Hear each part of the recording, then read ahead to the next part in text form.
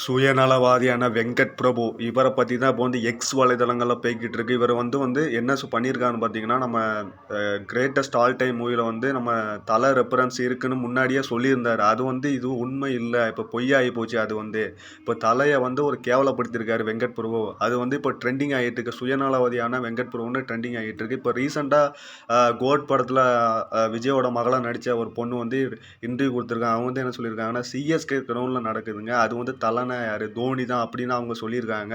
இது வந்து நீங்கள் சரியாக கன்வே பண்ணலை, மங்காதா பிஜிஎம் போட்டதுக்கு அதுக்கு நாங்கள் ஒன்றும் செய்ய முடியாது, தலைனா தோனி தான் அப்படின்னு அவங்க சொல்லியிருக்காங்க.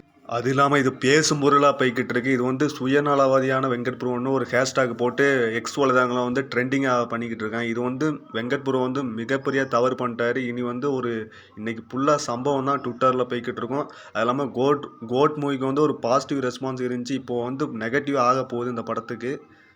அது இல்லாமல் வெங்கட் பிரபு வந்து அஜித் ரசிகளை வந்து பயங்கரமாக சீண்டிட்டார். இனி என்னென்ன நடக்க போகுதுன்னு அவர் பார்க்க போகிறாரு. இன்றைக்கி வந்து ஒரு ட்விட்டரில் வந்து பயங்கரமாக ஒரு ட்ரெண்டிங்காக போய்கிட்டு இருக்கு. இனி இந்த வீடியோ பிடிச்சிருந்தா லைக் பண்ணுங்கள், ஷேர் பண்ணுங்கள்.